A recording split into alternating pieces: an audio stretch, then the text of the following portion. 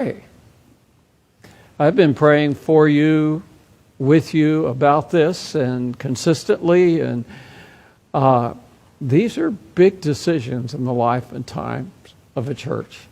You've been blessed, I know, because I've watched them. I've never talked with them about it. I talked to Jeremy a little bit when I first came, and I just, listen, I'm not going to interfere. I don't want to know anything, but if you need to talk about anything, I can. But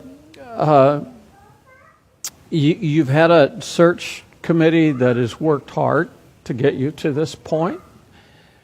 And they wouldn't be taking this step if they had not come to some strong agreements about the direction they're going.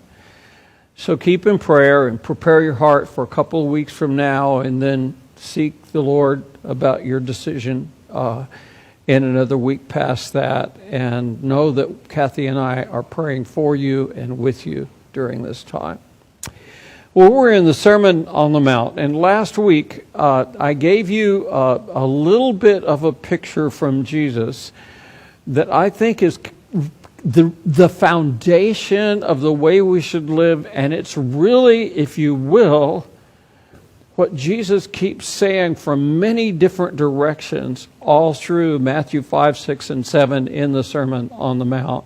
And it goes back to this question that was asked to Jesus much later in Matthew, and it's in Matthew chapter 22. And the question was, which is the greatest command? Now, the people who asked Jesus that question were doing what they did a lot of times. They were trying to trick him. They're trying to trick him. Do you ever have somebody that's skeptical about faith, and they start talking to you and you begin to understand they're not really interested in your answers. They really just want to trick you and try to foul you up, trip you up if they can. That's what was going on here. What's the greatest command, Jesus? And Jesus said to them, you shall love the Lord your God with all your heart and with all your soul and with all your mind. This is the great and foremost commandment. Now let me stop right there and tell you, Jewish people had for centuries seen this as the primary command, the great command. That Jesus answered that way was not unusual or spectacular. It wasn't a big learning. It wasn't an aha experience for them. It was just what they knew.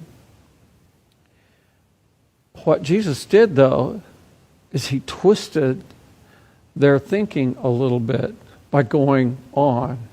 After he said, that's the foremost and great command, he said, the second is like it. I told you last week, it really means the second is a part of it. The second isn't separate from it. It's not like a gold medal and a silver medal, or a blue ribbon and a red ribbon. It is part of it. They are together. And he said, the second is like it. You shall love your neighbor as yourself. The way Jesus was teaching it and the way he lived demonstrated this to you and me. Don't tell me how much you love God unless you show me by the way you love the people around you. Wow. That's pretty radical. Still radical today. I grew up in a church, a great church, but we were constantly taught about the rules, the commands. Don't do this, don't do this. And yet we weren't taught much about loving people as yourselves. Now, I was fortunate. I grew up in a home where my parents lived that.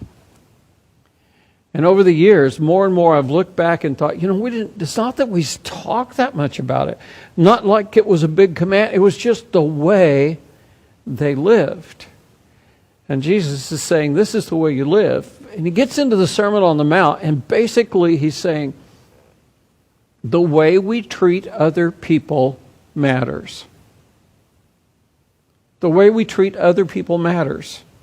Last week we looked at the sin of murder and how it begins in the heart as hate. We saw some of the things Jesus said about this.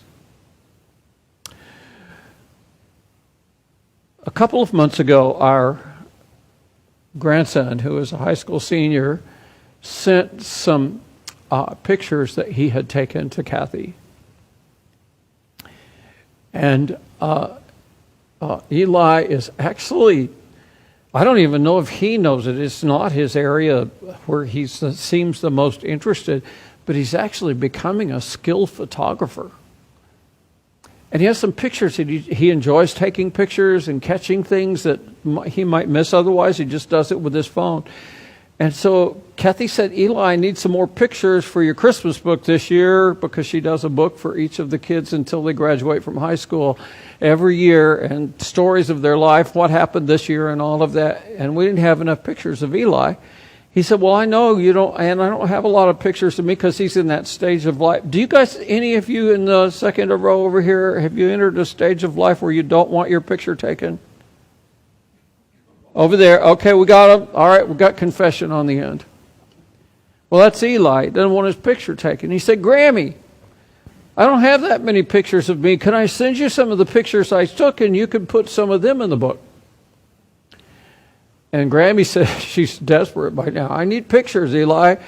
So he said, okay, I'll send them to you. What was it, over 100 pictures arrived. Ah! And one of them was weird. Well, probably more than one were weird. But Kathy contacted him and said, Eli, there's this one picture of, how many was it? 7? 10 little kind of blue-gray fur balls in what looked like, a picnic blanket or something like that, but just sitting there all together, all bundled together. And she said, Eli, what is that? Have I told you this story? And he said, oh, that's an interesting story. Those are baby rats. I'm not talking about the little white rats that you keep in a cage. I'm talking about the rats that are running loose and that can get into total messes. And he said, there's an interesting story about it because he found them in the garage of their house. A litter of 10 baby rats. I totally freaked out the moment I heard this. But then the next part, while it shocked me, it was like, oh no. Because Eli's older sister, Anna, is a total animal lover. And when they realize they have these baby rats, that means that they've got a mama and a daddy at least running around somewhere in there. And Anna's next thing that she said was, we have to save these rats. I know some of you are saying, yeah. So they gathered them up, they put them in that blanket, whatever, to keep them warm so there wouldn't be a problem with them. And they found a wild animal shelter in their city, because it's Austin, it's weird anyway, right? And so they found a wild animal shelter, and they grabbed them all up, and Eli's holding the rats in his lap. That was the picture. And Anna is driving them to hurry to the shelter before it closes at night so she can hand them over to the shelter, rescue the rats, but not keep them at the house. Only one problem. On the way to the shelter, they ran out of gas. And by the time they could get gasoline and get going again, the shelter was closed. So they took the baby rats home. And Anna spent the night that night awake, feeding them with what?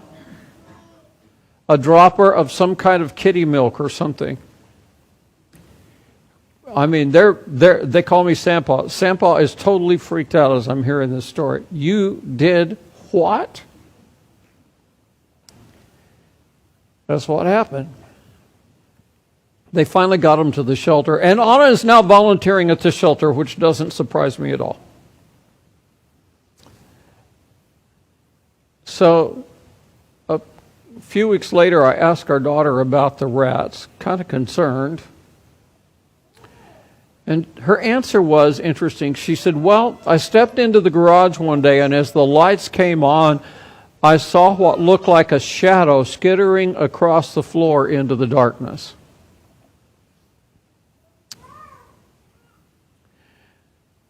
And that gives me a perfect launching point for what Jesus is about to teach, because he's about to talk about something that, if we admit it, a number of us have had shadows in our life scattering off into the darkness of things that we would rather not even think about. We pretend that they're not there, but they're there.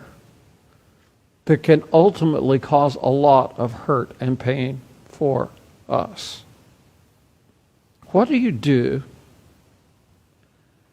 when you discover mice or rats in your heart?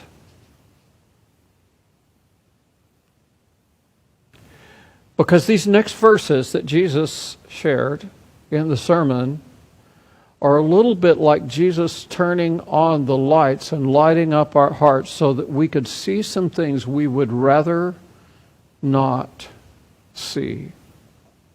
Here's what he said. You have heard that it was said, you shall not commit adultery. But I say to you that everyone who looks at a woman with lust for her has already committed adultery with her in his heart. Now, if your right eye is causing you to sin, tear it out and throw it away from you. For it is better for you to lose one of the parts of your body than for the whole body to be thrown into hell. And if your right hand is causing you to sin, cut it off and throw it away from you. For it is better for you to lose one of the parts of your body than for your whole body to go into hell. Let me ask you a question. Do you think this was a serious subject for Jesus?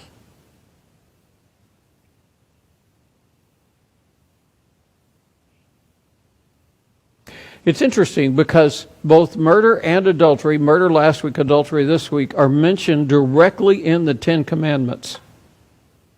When Jesus said in both of them, you've heard that it was said, he's literally going back to what we call the Ten Commandments.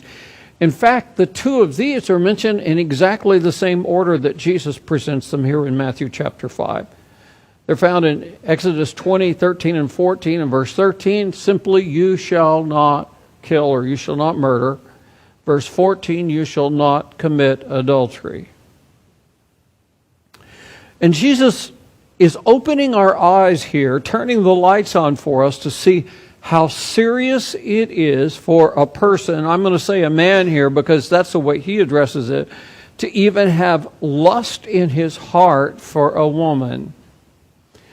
Now, I particularly like Tim Mackey's translation of this directly from the words of Jesus. He said, if a man keeps on looking at a woman with lust, he has already committed adultery. And Jesus goes on to say that this is such a serious violation. What is a violation of? It's a violation of our call to love our neighbor as ourselves. It's such a serious violation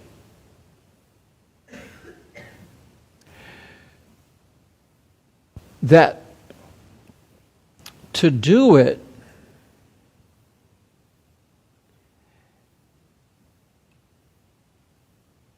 means we should do something drastic to deal with it. I mean, isn't tearing out your eye or cutting off your hand drastic? You say, hold, does that mean literally I'm supposed to carry a hatchet around so that if my hand gets in trouble, wham, there it goes. How am I going to cut my other hand off with a stub on that one now, right?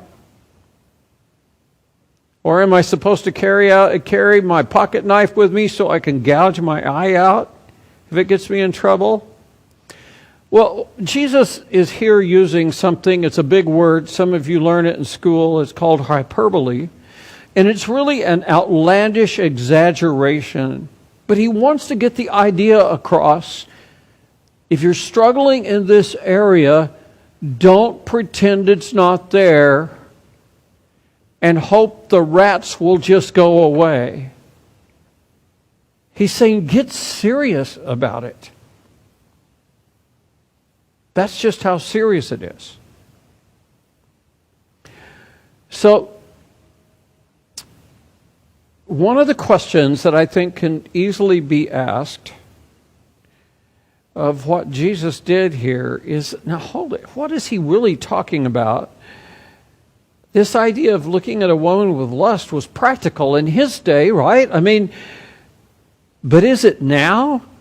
Can we honestly say that it's practical for us to not have this in our heart? Isn't it more practical for us to have it in our heart when you consider the following realities?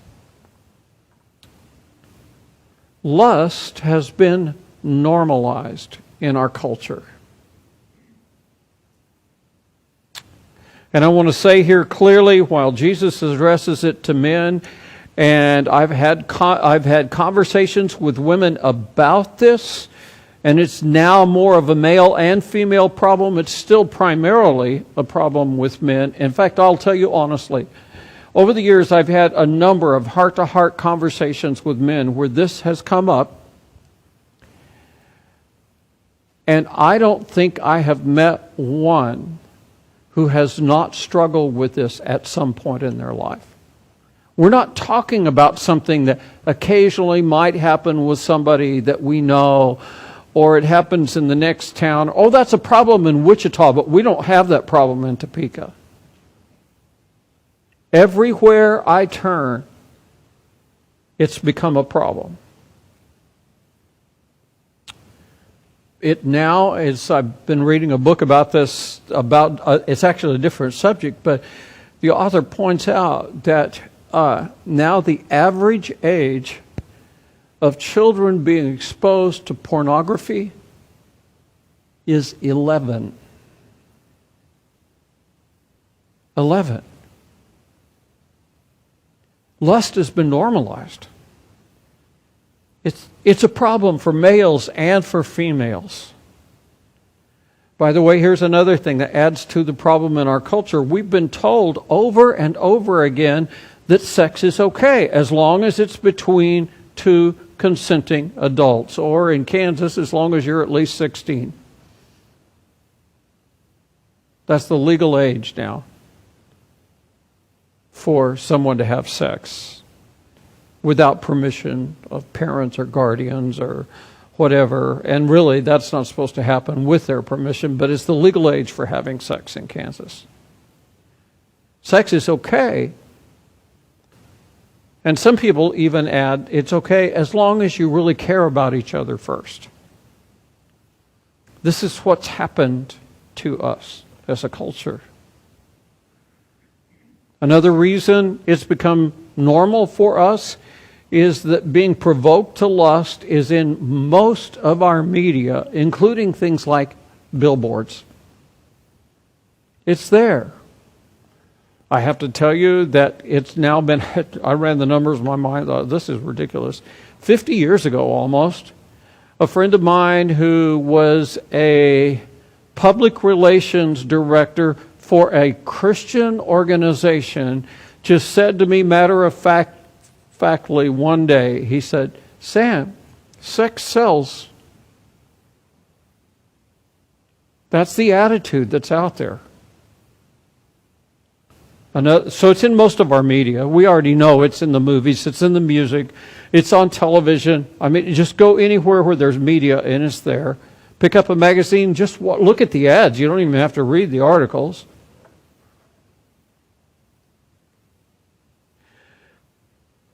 Many people joke about it regularly. It's everywhere. In the meantime, it has often become an off-limit subject in church. And I told you that some guys have opened up to me heart to heart, but most guys I know have trouble with the idea of opening up with, maybe they'll talk to me as a pastor, but they may not open up even with 3 or 4 or 5 of their closest friends. Because it's become an off-limit subject. And one of the questions that ends up playing in our minds and keeping us trapped in this sin is this question. If it's just in my thoughts, what's the big deal as long as I don't act it out?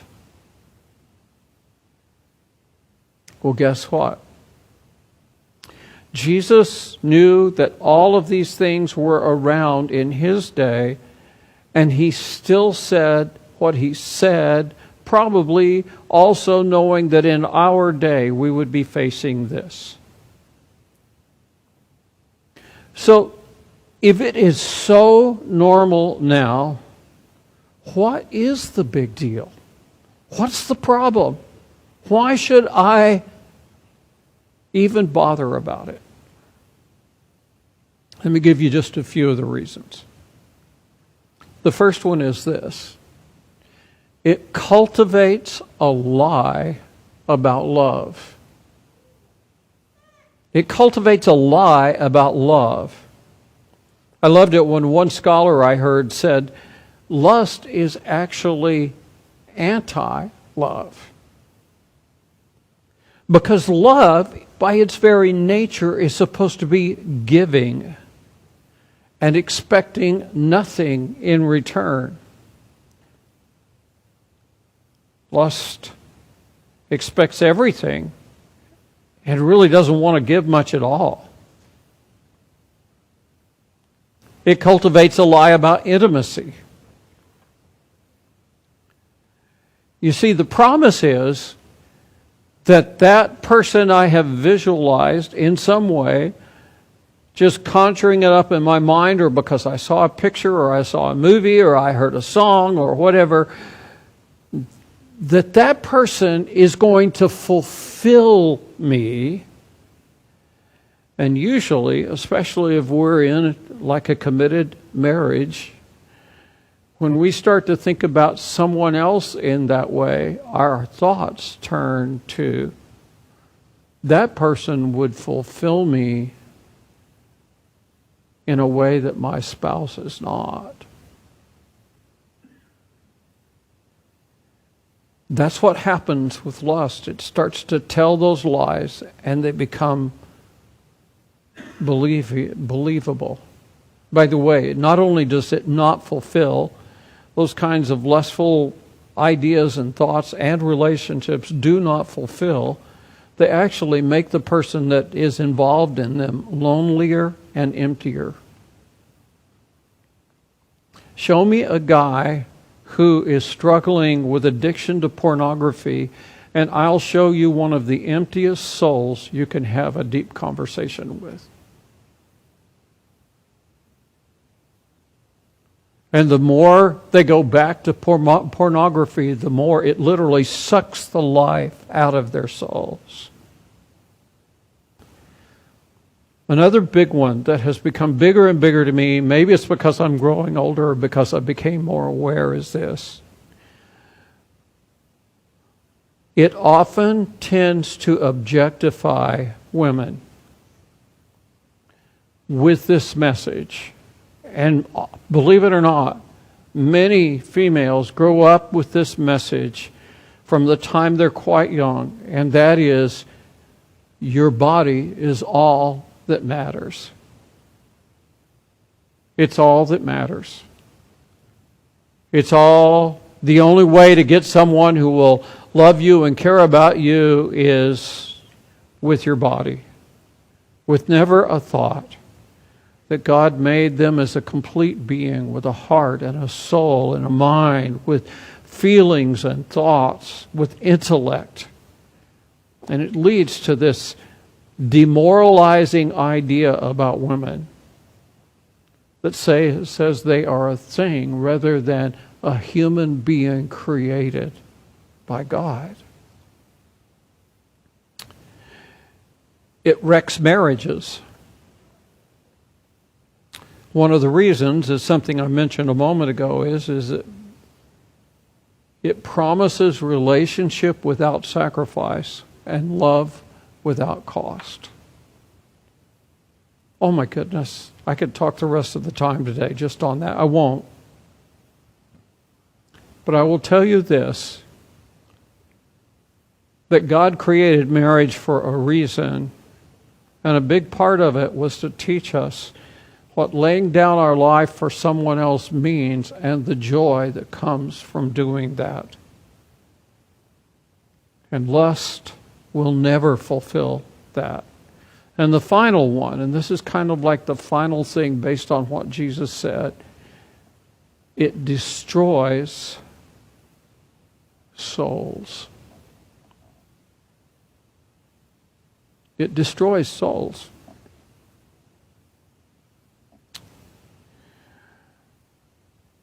Whew. Now, my big question that we need to spend a few minutes on, if it's that bad, what can we do about it? Inevitably, maybe not, we're a little small today, so maybe it's not in this size, but inevitably somebody hears that question, what couldn't we do about it? And in their mind, they're saying, just tell them to stop it!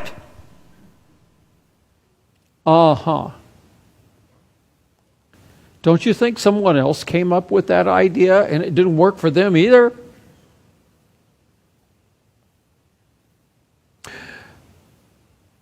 I remember reading the testimony of man. It's been some years ago, but if I remember correctly, what he wrote was, he was so addicted to lust. It had been started with pornography and other things, and he was deeply involved in sexual addiction.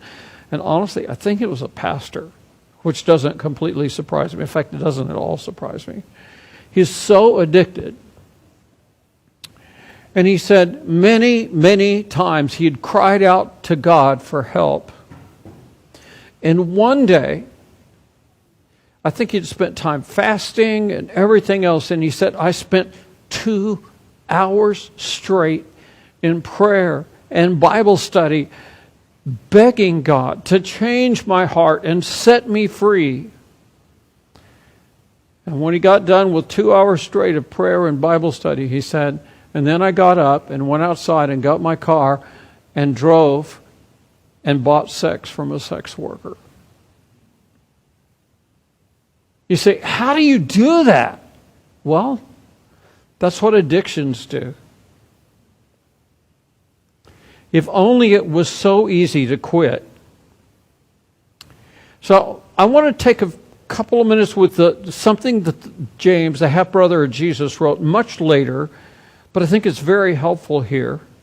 And he said in James chapter 1, verses 14 and 15, he said, but one is tempted when he is carried away and enticed by his own lust. I want to come back to that. I want to give you, the next sentence or the next phrase. When lust has conceived, it gives birth to sin. That word conceived is a really interesting word in the original language because it means besieged or captured. Now, in ancient times, do you remember how you have this picture of this army coming in, and maybe they have swords and spears or whatever else, and they can't seem to break through the walls of the city, and so they besiege the city. It's like they blockade it. Nobody gets in, nobody gets out, no supplies are going to come in. At one point, this happened in Jerusalem so badly that there were people eating their own babies because they had nothing else to eat. I know that's horrible. It's in the Bible. They besieged the city. Or they captured the people in the city so they can enslave them. Besieging them was to starve them out. Capturing them was to take them into slavery. And that's the word here that James uses when he says, when lust has conceived, when it has besieged the heart, when it has captured the heart, it gives birth to sin. And when sin has run its course, it brings forth death. So how does lust besiege a human soul? Let me run through just a cycle of how it happens. The first part of the cycle is this. Temptation tugs at our feelings. Temptations tugs at our feelings. We're tempted and drawn away in our feelings. Did you know your feelings can be lied to?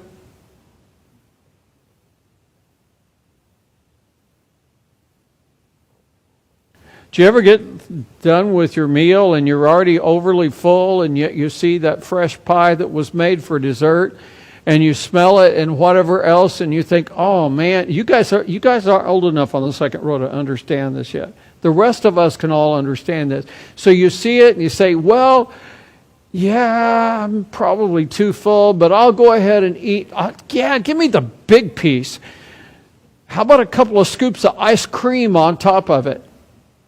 Because at that moment, your taste buds are just screaming for that pie and ice cream, and you just think, oh, I just can't wait to eat it. So you eat it, and about 30 to 45 minutes later, you're sitting there and saying, oh, man, I am so miserable. You know why? Because back when you thought you had to have it, your feelings were being lied to. You got it? Our feelings can be lied to. And because our feelings can be lied to, it's really the best place to change. If we realize that lust is trying to scream at us, you want this, you need this, you got to have this, you got to look at this, you got to go out with this person, you got to do all of that, I will tell you that if it's all it is, it's just lies coming at your feelings, you can actually get that part of you to change. There's an interesting word. It's a big word. I sound so scientific today, but I ran into this one this week also. It's called neuroplasticity. You guys study that in school yet? Any of you got your doctorate yet or anything? Okay. Neuroplasticity is what happens as a medical term, and it's what happens now and how the people in medicine work on someone, for instance, who's had a stroke. And they lose a certain ability because a certain part of their brain loses its nourishment and they can't think clearly anymore in that area. Maybe it's their speech. That's a really easy one. And suddenly, this person, they know what their brain is saying, but they can't get their tongue and their mouth to get it out there anymore. But they now are saying that there are various ways that they can work on that. And neuroplasticity is literally the ability for the human brain to rewire itself, and through therapy, medicine, whatever, the person's brain forms new neurological paths from the brain to the tongue to the mouth, whatever, or it strengthens the ones that have been weakened by the stroke, and they can literally learn to talk again. Neuroplasticity. Well, here's the truth. You were born a sinner. You inherited it. But you weren't born a lustful person. That part of your thinking can be changed. And if it's that simple to go to work with someone, to get some accountability, to work together and get it done, then that's awesome. Then you're done.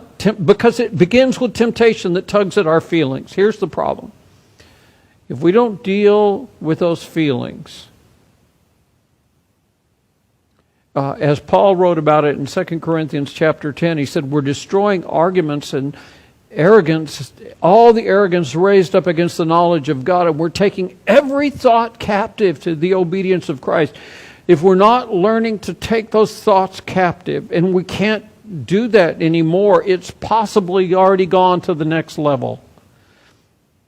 And the next level, unchecked, our feelings become our thought patterns. If we don't deal with those feelings, they become our thought patterns. We start to think about something all the time. It just becomes a part of us. And it has to change if we're going to get better, but they become our thought patterns, and unchecked, thoughts become actions. There's this great scripture that says, as a person thinks in their heart, so they are. Our thoughts become our actions. And suddenly, I've heard so many people say, I thought I could never do such a thing. Where did it begin? Temptation, feelings, thoughts, and now it's actions. And if our actions go unchecked, our actions become our habits. Our habits. And unchecked, our habits become, the Bible word is strongholds. Some people use these interchangeably. The word in science often is addictions. I love the definition of strongholds that Beth Moore gives. She says, these things, or those things that we have held on to that end up holding on to us. But a stronghold, I was reading a scripture in Psalm just this morning, in Psalm chapter 8, and in that particular psalm, there's a place where it talks about the Lord being our stronghold. In ancient fords, a stronghold was what today sometimes they call a safe room. In a home of someone who's in high danger of being hurt or held captive or whatever, their home is definitely a target for bad things, bad people to come after them. They often build a safe room. I'm not going to share it now, but I had a friend tell me one time, he was a contractor in Phoenix, and they had to completely redo the big family home that John McCain was going to move into with his family when he was a young U.S. Senator. And they already knew he was going to be the chairman of the Armed Services Committee, and they knew he was going to be a target. And so in redoing the home, my friend said we had to build a safe room. And they literally had Secret Service there with the specs for the safe room of how it had to be done so it would protect it. That's what a stronghold is. And so it can be a good thing, but what happens if we have unknowingly created safe spaces for dark things to get in our heart, and we've let them in not knowing how dark they are, how much damage they can do, and now suddenly we need to get them out and we can't seem to do it. Now, Paul wrote about this a little bit, and he said the weapons of our warfare, spiritual warfare, are not of the flesh but have divine power to destroy strongholds.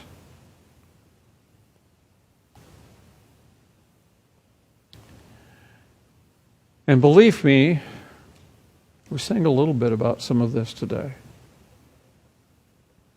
I have known people who had strongholds in their life that gave their heart to Christ, or they were deeply broken, they repented deeply before the Lord, and boom, they were set free just like that.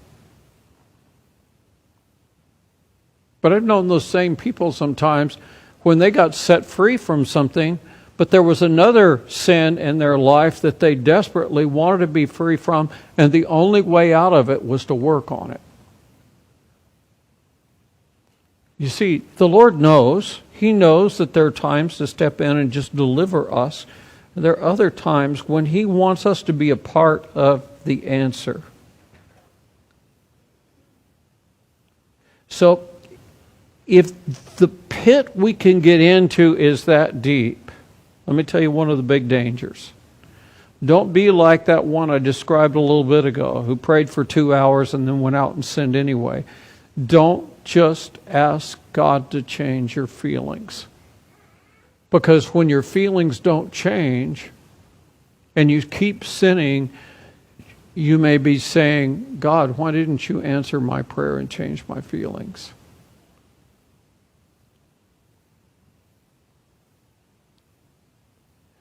So what do we do if we find ourselves trapped in something like lust? And we desperately want to get rid of it, but we can't. I'm going to give you the worst 2-word answer in the world, but it's at least a beginning for you. Get help. If you're trapped in an area like this, get help. Quit covering it up. Quit pretending that there aren't rats in the garage. Get help.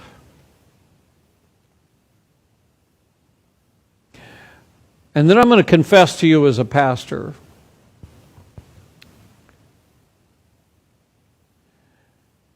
That the church has not done well in this area. In fact, I'll go another step. The church does not have a great reputation in upholding the high value of women. Our culture doesn't either. Is it better than it once was? Maybe. Especially when it comes to valuing women, I think it might be.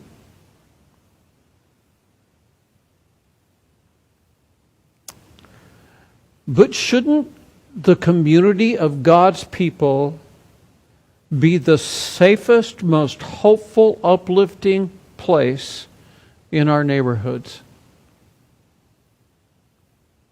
Where people know they can go and be loved and get help. That they're not going to just be battered around and told how terrible they are. And shouldn't we be a place where women who often have caught the brunt end of this whole lust issue are respected and valued?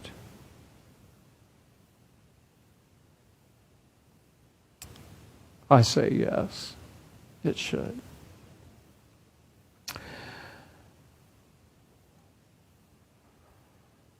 Lord, I knew this message had the chance of being like machine gun fire pouring out so quickly.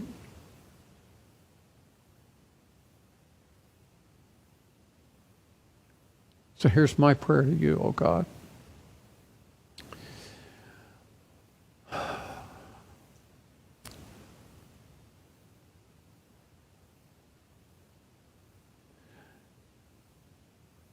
If I have said things that are useless and not helpful to people, then I pray that you'll just erase those things from memory.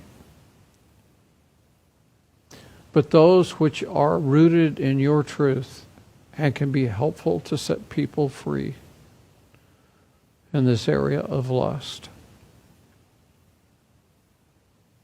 I pray that the Holy Spirit will keep bringing them to mind again and again and again, and that some who may have been trapped for months or years can get help and set free. In Jesus' name, amen.